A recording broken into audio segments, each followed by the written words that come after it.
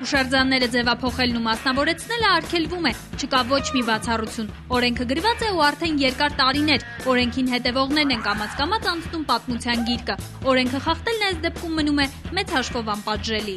Հուշարձան ձևափոխելու համար ավելի շուտ ընդհանուր բնորոշում կա օրենքում հուշարձանի ռեժիմը նույնիսկ խախտելու համար պատասխանատվություն կա նախատեսված ընդհուպ մինչև քրեական։ Բայց ես չեմ հիշում, որ նման քրեական գործեր լինեն Հայաստանի պրակտիկայում, դա ձեզ ասեմ։ Սրտացավ մարդիկ դեռ մնացել են, միայն թե նրանք առաջին մեկ ամիսը բողոքում ու աղմկում են, երկրորդ ամսում արդեն միայն դժգոհում, երրորդ ամսից հետո բողոքի հետքն էլ չի մնում։ Որպես օրինակ փորձագետ Սիրունյանը հիշում է կինո Մոսկվայի հայտնի դեպքը։ Ամիս ամսուկես աղմուկներ եղան, ստորագրություններ հավաքեցին, ինչ եղավ այդ աղմուկը։ Երբ որ մարդ բողոքը արտահայտում, ինքը չի արտահայտում, տեսնես ինձ կլսեն, թե չէ, այ որ կլսեն, կասեմ։ Բացարձակ։ Եթե դու բողոք ունես, արի ժողովրդական լեզվով ասած բողոքի տեր կանգնի։ Փորձագետը բացատրում է, դա նրանից է, որ հիմա մարդիկ բողոքում են ոչ թե հուշարձանի համար սրտացավությունից, այլ որովհետև բիզնեսի համար չափազանց յուղալի այդ տարածքը մեկ ուրիշին է բաժին հասել։ Մարդիկ որպես կանոն գիտեք ինչի համար էին բողոքում, ոչ թե ինչի է օրենքը խախտվում,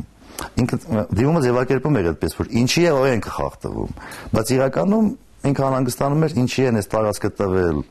սրան, այլ ոչ թե ինձ։ Ալեքսանդր Սիրունյանն ինքն էլ է նոր սովորել մեր քաղաքում որոնք են հուշարձաններ, իսկ որոնք պարզապես հին շինություններ։ Զարմանալի ու անբացատրելի է հուշակոթողների ու հուշարձանների հայկական ցուցակը։ Ինձ էլ թվում էր, որ բանվորի արձանը եւս հուշարձան է, գիտեք։ Իսկ երբ որ 2005 թվականին, դե չեմ սխալվում, հուշարձանների նոր ցուցակներին կազմում, պարզվեց, որ Ղարաբաղի արձանն է նախագծում գրված։ Հետո հանեցին։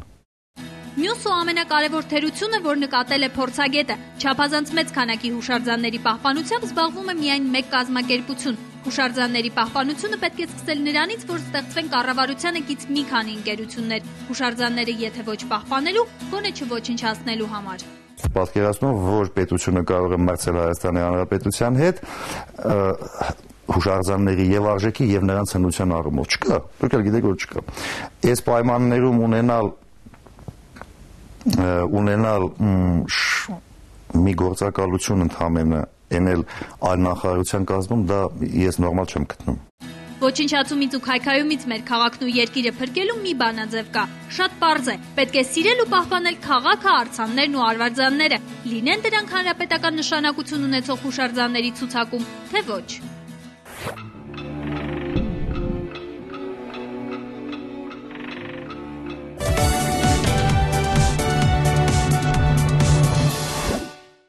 Ականատեսը լուծումներ է առաջարկում ցանկացած իրավիճակում կողմնորոշվելու համար։ Սովորաբար, երբ կա խնդիրը, կա նաև լուծումը։ Ինչ անել նման իրավիճակներում, ինչ կարող են անել ջրառատի բնակիչները, որոնք կարող են լինել նրանց քայլերը։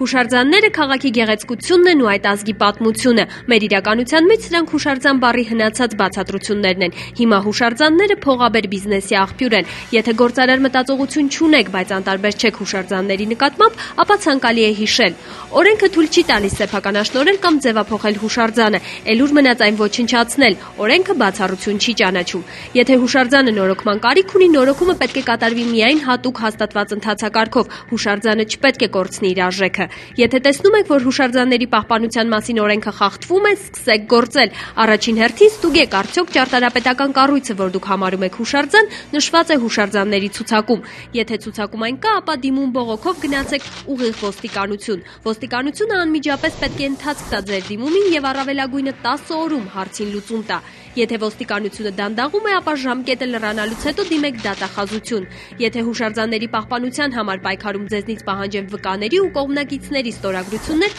դա անօրինական է։ Հուշարձանների ոչնչացումը օրինախախտություն է։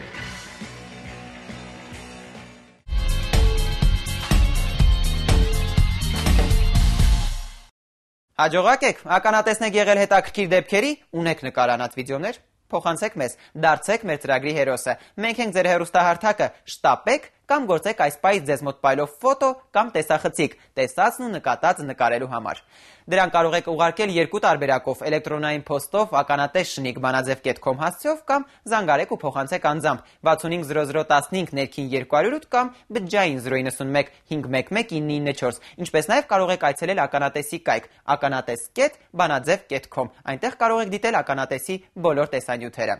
Դուք դիտում եք Ականատես նախագիծը, մեր մասնակիցների խցիկն ամենուր է, այնպես որ ձեզ հետ միայն հաճելի հանդիպումներ չէ, որ սպասվում են։ Իդեպ, մենք չենք բացառում, որ այս պայն դուք կամ ձեր հարազատներն են նրանց թիրախում։ Կապրենք, կտեսնենք։